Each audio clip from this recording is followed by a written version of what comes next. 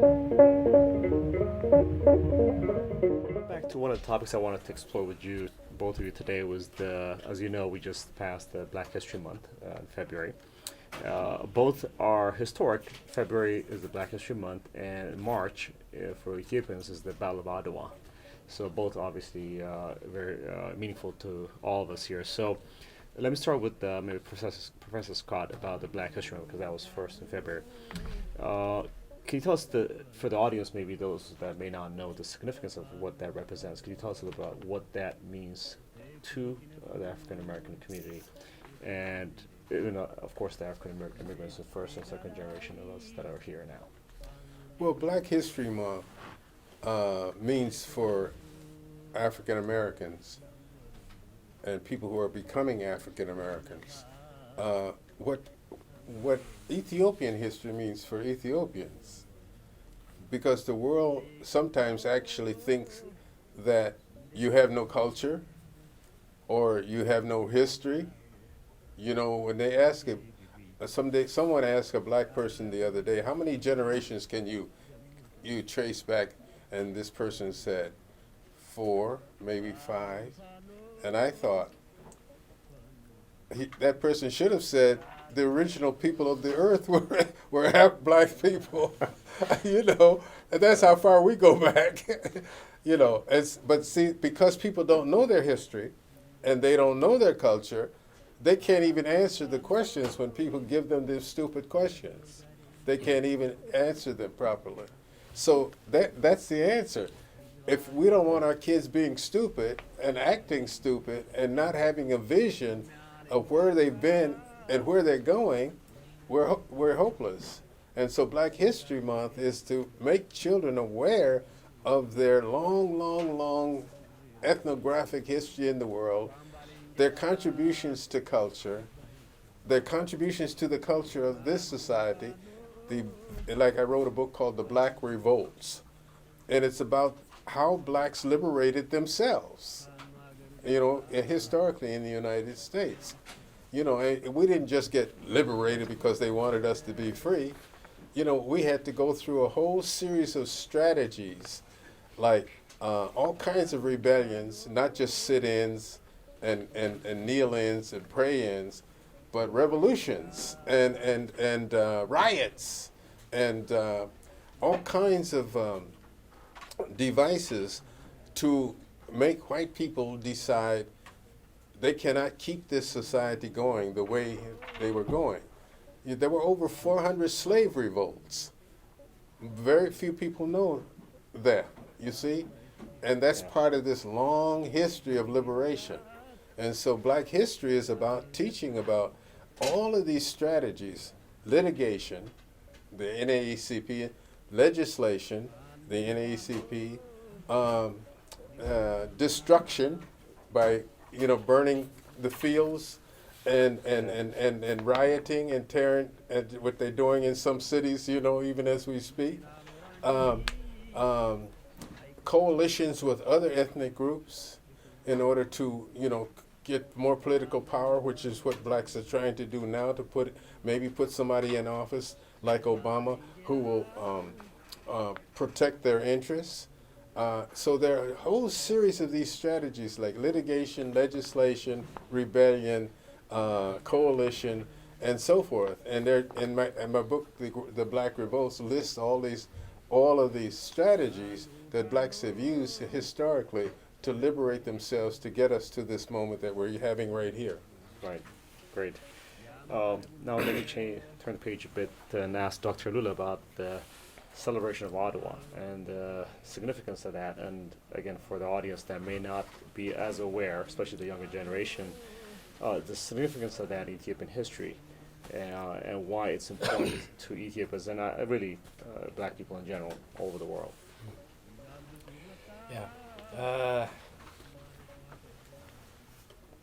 If you allow me to do this, I'd like to do it this way. Okay. I don't want to lose connections. I don't want to jump from this to the other. So okay. my solution for this is to write it out. Okay. So I'm going to do that way, read Okay. out certain things. Sure. I want everybody to be aware of. There are many people who don't know anything about, let alone the significance of it. They don't even know such a thing as the fact that there was an Adwa battle that won a very significant battle over a powerful European white power. Not many people know about it. So I want to, so I can show some definite facts. I want to read this out of you, if you let me. Okay. This is it. Adwa, 120 years ago. The Ethiopian army, led by a brilliant leader, Emperor Menelik of Ethiopia, defeated the invading Italian colonial army at a place called Adwa. Adwa is a city in the northern part of Ethiopia. The battle was fought on March 1st, 1896. Italy was one of the powerful countries in Europe at the time. Now, the Battle of Adwa began at exactly 6 a.m. on Sunday. And it was essentially over by 12 p.m. 12:30 p.m. actually. Now the Italians suffered a great disaster, greater than has ever occurred in modern times to white man in Africa. One can say that the Italians were almost annihilated because they had sustained heavy 70% casualty. That is, 4,000 Italians were killed. Now this is out of 20,000 Italian army, as a whole. 4,000 killed, almost 1,500 Italian soldiers were wounded, and 1,800 Italians were taken prisoners of war. The Ethiopian side lost 4,000 dead and over 6,000 wounded. The interesting aspect of this is that was a small fraction of 100,000 army sent to the front by the Ethiopians. This makes it the bloodiest of all colonial wars. The significance of that fateful event goes well beyond Ethiopian borders. As a success story, the victory of Adwa was unique because it is able to invoke and sustain a sense of Pan-Africanism among the black race all over. Beyond its Pan-African content, it was a major cause for the political crisis taking place in Italy today itself.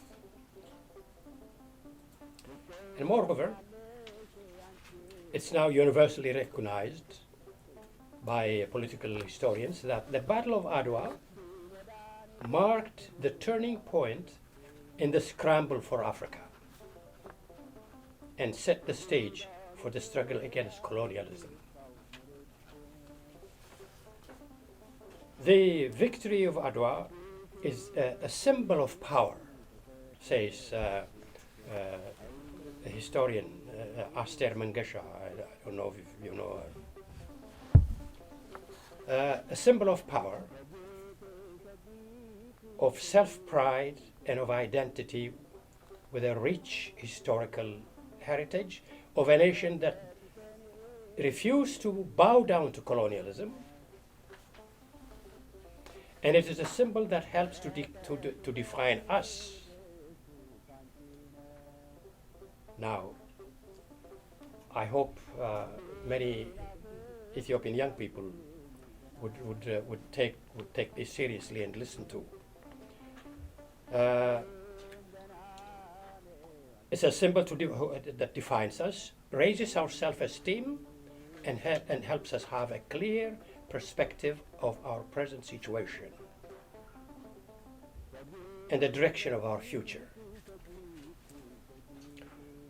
Our root, our past, our future are known and recognized.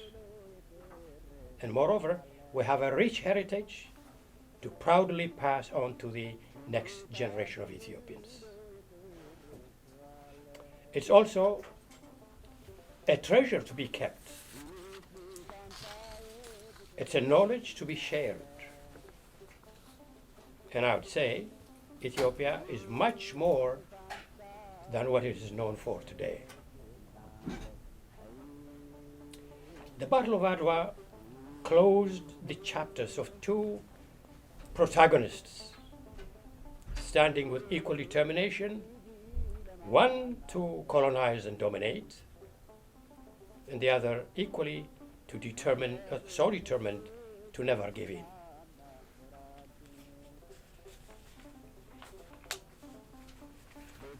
It was a combat between David and Goliath, as in the biblical stories. The bully lost and the underdog won. But the Adwa victory transcends the perimeter of Ethiopia. It is the victory of all Africans, the victory of all black people, people everywhere. Few events in modern period have brought Ethiopia to the attention of the world as has the victory of Adwa. It's because of Adwa that Ethiopia remained a symbol of independence and resistance against colonialism, and to this day remains the pride and joy of the people of color all over the world. Now, the victory of Adwa was seen as the victory of the people of Africa,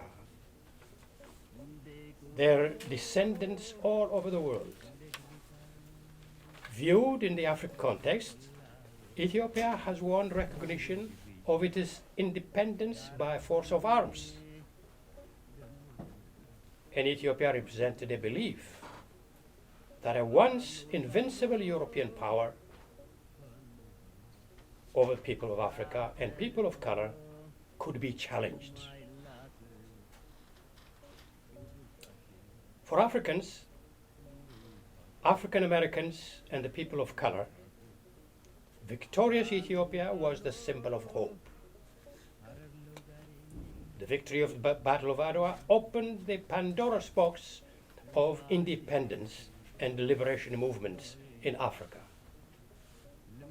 and Pan-African movements in diaspora as well. The relevance of that victory to the history of black people in the United States is even more magnified by the fact that it is being celebrated at the closing of the Black History Month.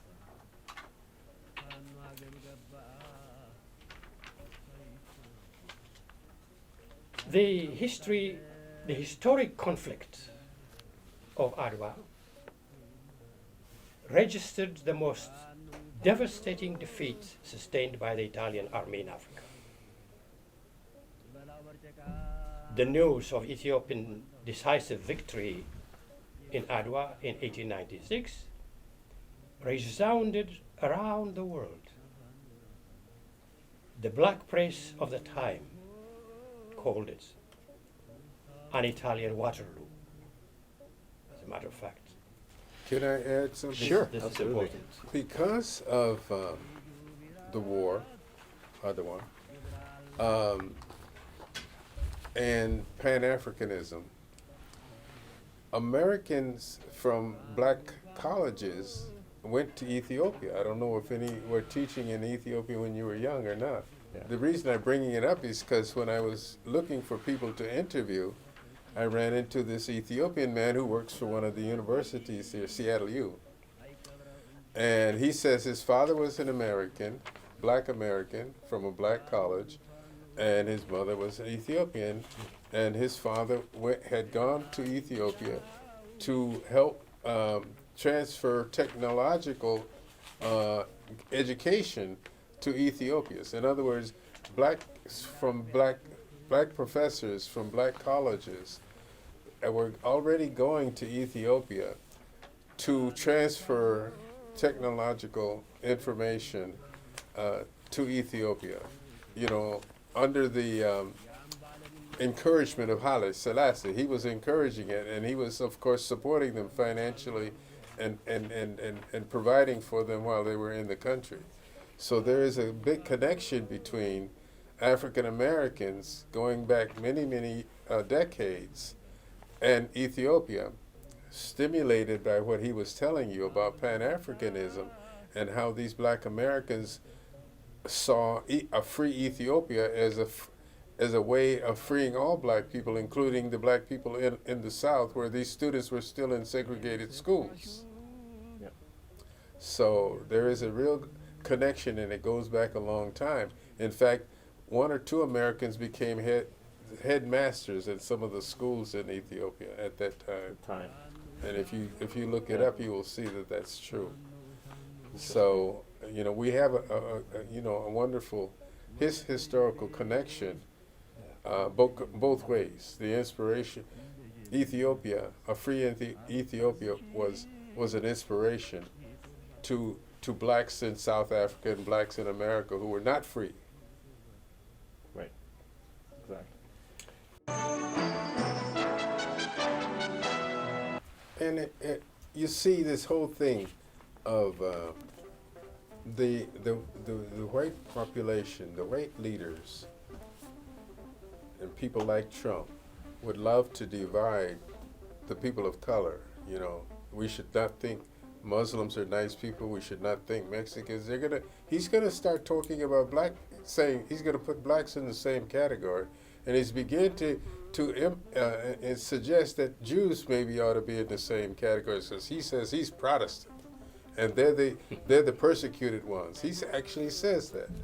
Okay, the point I'm trying to make is we have to remind Ethiopians and African Americans that tribalism is not working any place in the world, and don't bring it here, and don't start it here, and if you start it, don't perpetuate it here, because this is another way that the dominant group wants to control, because it's a divide and conquer strategy like what's going on in Ethiopia right now. You see? So, because in the book, there were more than one person said it, but I only quoted one person. He says, we're treated like black people until they hear our accent. Then we're treated better than African Americans. I mean, that's an honest statement. He's not bragging. Yeah. He's just telling you how the world works. It's a statement about how America works, and you're talking about the same thing. You can be seduced into believing that you're being given advantages when in fact you're being put in a situation where you're going to have to be fighting the same people of color over the same jobs, rather than cooperating together so that everybody goes up together. And so I think we have to, in all of our communities, we have to sell that idea that we're in this together, and all boats rise when the sea is rising together. That kind of thing. So I'm hoping that a lot of the young Ethiopian Americans who see themselves as more American than Ethiopian will make this transition into melting into the general black American population, which includes, not just Ethiopians, but Africans from all over and so forth, even people, blacks from South America and Puerto Rico and Venezuela and so forth, you know, that kind of thing. I mean, they because of their accent, they're sometimes treated better because they're seen as less of a threat. But, you know, that's only for a moment, because think about it. If Obama, who is we know is half white, is still black, what chance do you have of being treated as a white person? You know what I mean? So, you know, Yeah. don't get caught up in self-deception. Gotcha. Great. I mean, this has been a very informative dialogue. Like I said, I learned a lot myself. I'm hoping the audience also has learned quite a bit from this. We do appreciate you to joining us today. We've taken a bit of time. I think we've threaded through historical learnings and actually then mapped it to our current world and how we can learn from that. And I think a lot of us who are first, second generation can learn from what you're experienced and what you're in and what you researched. Can I ask you a question? Yes. Well, what do you think the prospects are for young Ethiopians born here or brought here when they were very young, assimilating into the general black population? What do you think the prospects are of that? And do you see that happening or not happening? A very good question. I think there are good prospects, but I think it's a journey. I don't think it's an easy turn-off switch, as you know, Right. because there's different circumstances that affect that Sure. dialogue and cooperation. Right. Education, economic, social impacts, Cultural differences. cultural differences.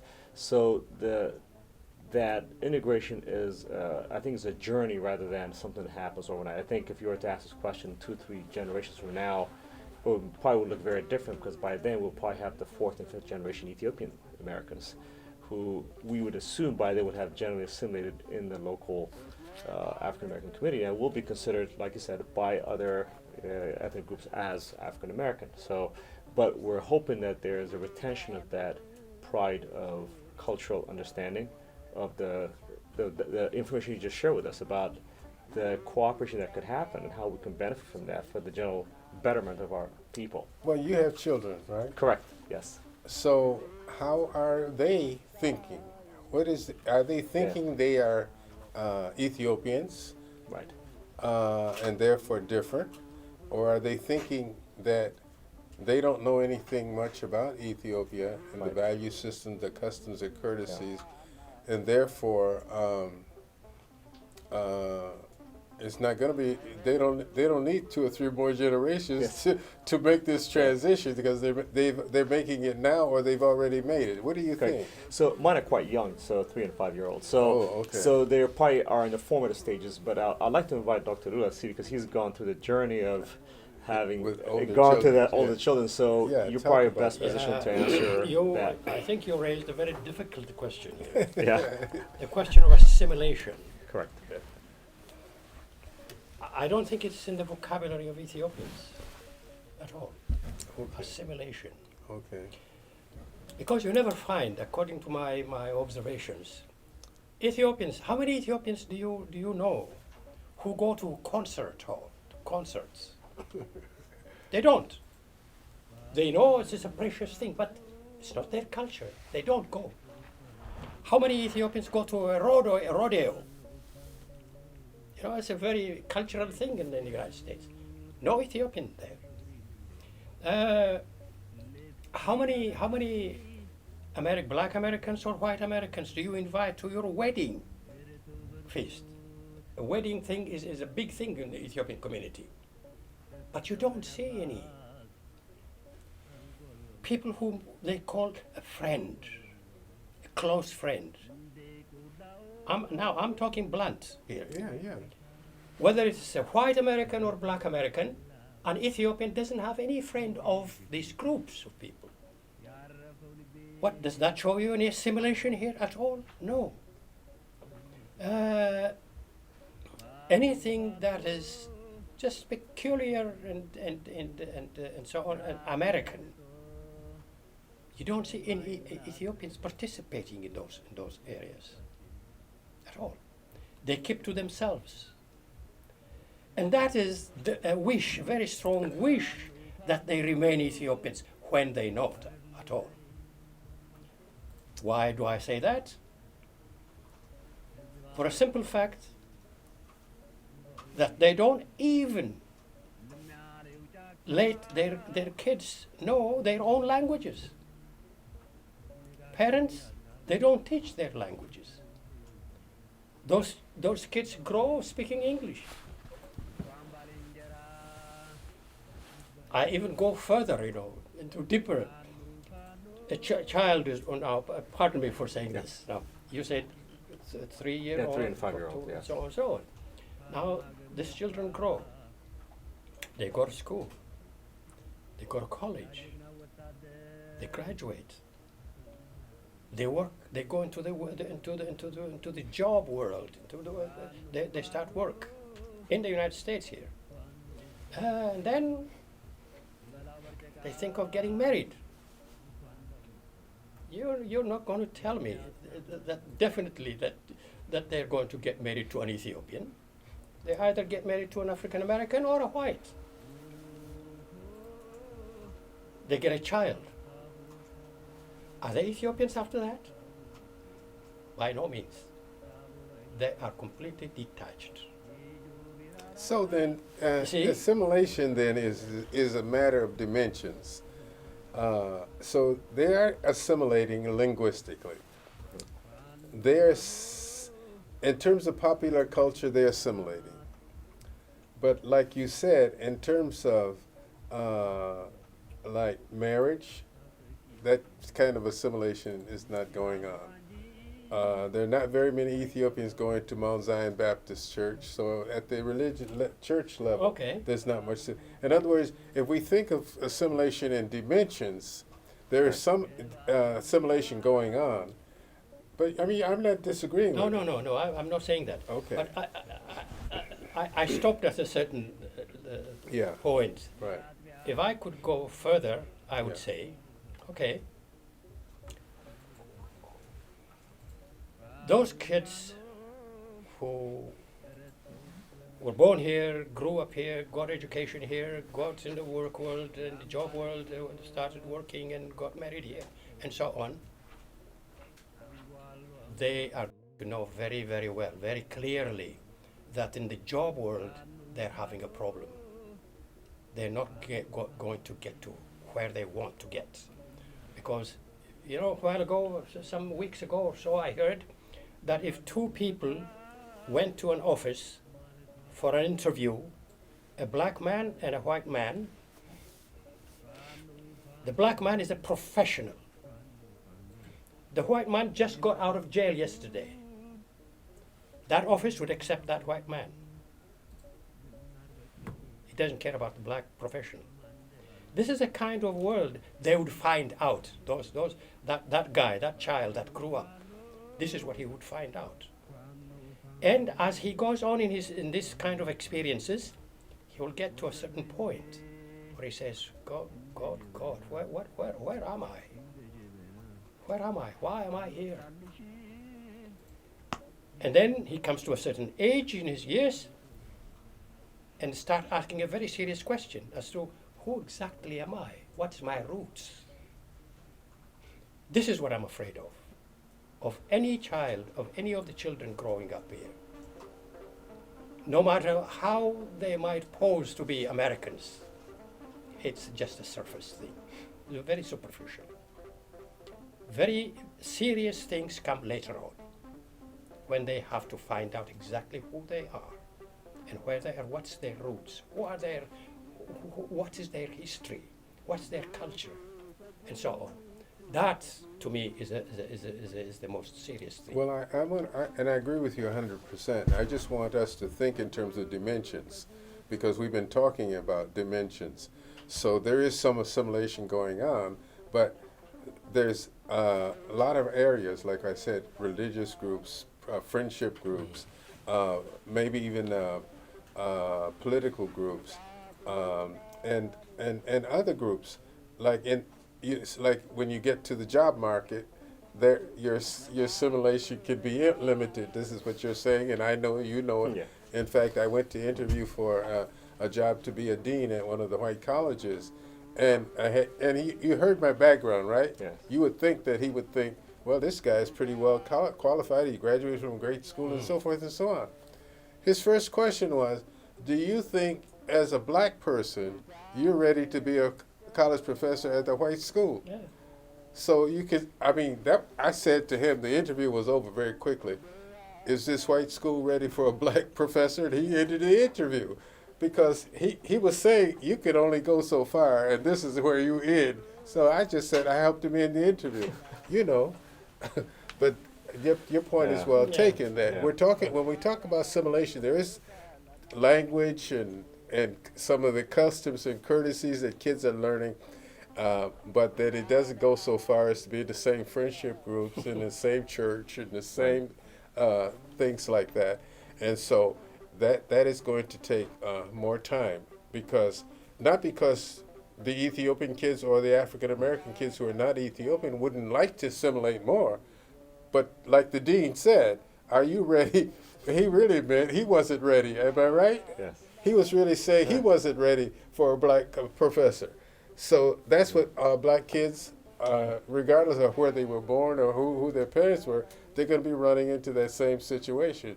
Right. And so we would like to, all of us would like to assimilate better because we could have better incomes, better educations, and so forth.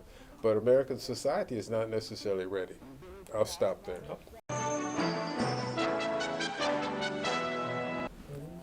We got a couple audience questions. And I'm a youth intern for SYP. I work at MMRTI. And I was just going to ask if you have any advice for the coming generation and expectations for us. I think you two maybe could start. You're older. My advice really is, again, I would say this is a very serious one. And that is, since one day you'll see it, you'll think it's extremely important. There's something that you'll think is extremely important, and that is finding who you are. What is your roots? What's the history behind who you are, what you are, your cultural background, the history of your ancestors, of your parents, because you can't get rid of it at all. You can't do that. As long as you live, you'll always wish you were really the true Ethiopian, because that's what you are. So many things remind you of it all the time. The songs you hear, listen to, the food you eat, the people you meet from day to day, your parents always come and visit you, or you go to visit them. Everything. You can't get rid of it. Above all that, there's always in you that's Ethiopian. So try to build it instead of trying to break it, so you can be comfortable here, or you live in comfortably, and so on and so on. Because you can't do it. You know, there are so many Ethiopians, highly educated Ethiopians. You go to many. I've been around the United States, to many universities. To many universities, there is at least one faculty chairman, Ethiopian, highly educated. None of those types of Ethiopians are happy. Why not? At all. Because they are not doing what they're supposed to do, what they should be doing in their own mind. And that is, I wish that everybody says that I was training my own people in Ethiopia who needed it. I tell you, I've come across these kinds of people. Oh yeah, many I'm places. positive. And so many things remind you of who you are, that you might as well then cultivate that, build that, be an Ethiopian. And if you're going to school, my important advice to you is, when you get to college, I don't know if you're in college now, when you get to college, choose a profession that will enable you to help your people in Ethiopia. Because here, there are millions of engineers or computer experts or psychologists or anybody else. In Ethiopia, there is none, almost. If there are, they are all out of the country. I think in the book there are several of these Ethiopian people I interviewed who felt that they were not contributing what they should be contributing to Ethiopia, and they were definitely going to go back. Now that's easier said than done, because one of the people I interviewed in the book, he wasn't planning to go back. But then I talked to him within the last year. He has a master's, he works for Microsoft. He has a master's degree, and I think he's going to get a doctorate. And he says, and I guess his children are a little grown now a little bit, he definitely is going to go back because he wants to contribute his skills. I don't know if he will, but he wants to contribute his knowledge and skills to Ethiopia. And several of the Ethiopians that were interviewed felt like they were not doing anything important in America, and they could be doing something important in Ethiopia. Now, I don't know if they can really uproot and go back and then face the politics back there and the economy back there. You know, that's why I say it's easier said than done. But at least there's the intention of taking their skills and contributing to Ethiopian society. I don't know if Ethiopian society is even ready for them, right? Right. I think they will find some sort of meaningful, undertaking, whether it be career or business Right. or something that may, like Dr. Lula said, fulfill them better. And I think a lot of folks have that vision. And he said there is a sincere lack of satisfaction that a lot of people have. And there's a strong connection, at least in the first generation. The second, third, maybe not as strong. But the first generation for sure does have that. And that's part, I think Dr. Lula was speaking to. Somebody told me the other day, some time ago, he said there was an interview of so many ethnic groups of people, and there were Ethiopians. And the first question was, at some point, would you be willing to go back home? And none of the other ethnic groups answered in positive terms, except the Ethiopians. All the Ethiopians who were there said yes. This was interesting to me. Right. He said, this is a revelation. But a lot of it is intention. Well, at least that's No, there. but that's a good intention. Yes. Yeah, and their hearts are in the right place.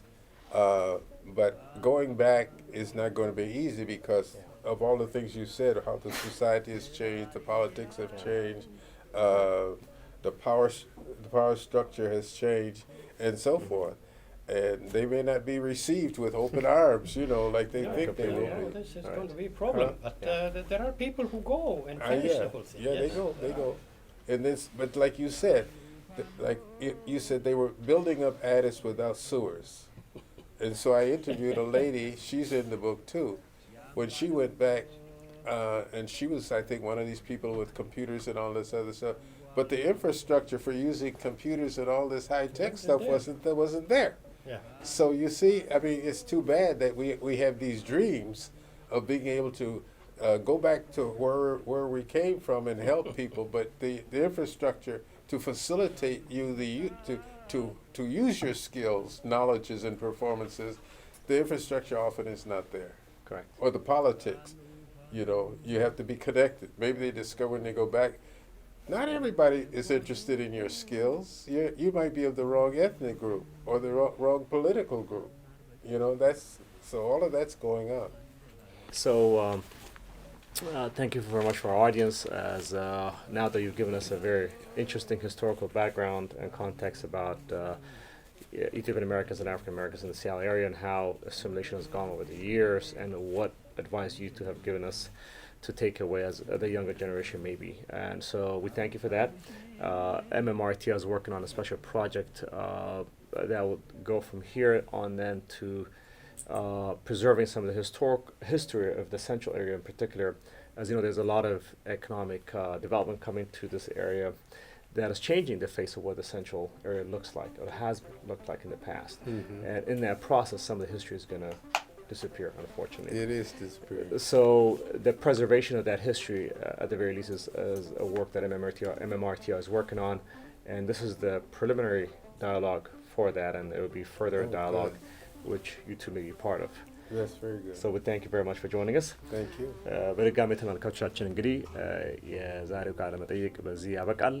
እንደሰማችሁት እንግዲህ ሁለቱ ምሁሮች ዛሬ አብረውን ቃለ ምልልሱ ላይ ስለ ሲያትል በሲያትል አካባቢ በተለይም በኢትዮጵያ አሜሪካን ወይ ኢትዮጵያን ስደተኞች አሁን እንግዲህ ነዋሪዎች እና የአፍሪካን አሜሪካን ደግሞ እዚህ ነዋሪዎች ጋር ያለው የታሪክ ሂደት ምን ይመስላል የሚለውን ብዙ ተረድታችሁ አይመስለኝም ከቃለ መጠይቁ። ወደፊትም ሌሎች ፕሮግራሞች በዚህ ተመሳሳይ ፕሮግራም ይቀጥላል። ወደፊትም በተለይ በዚህ በሰንትራል ሲያትል አካባቢ የሚታየውን የእድገት ሁኔታና ያ እድገት ደግሞ የዚህን አካባቢ ታሪክ ሂደት እየለወጠ ስለሆነ ያንን ታሪክ በጽሁፍና በሚዲያ ለማስቀመጥ MMRTI እየሰራ ነው ያለው እና በዚህም መሰረት ሌሎች ፕሮግራሞች ይከተላሉ። በዛው ሁኔታ እስክንገናኝ ድረስ እናመሰግናለን። ደህና እምሹ።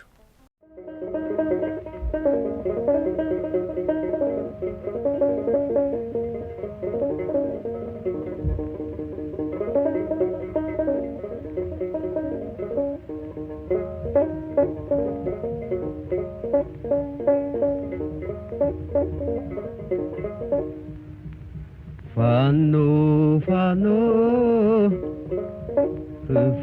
fano, fano, fano, te kuso sinagud, you fari limbe.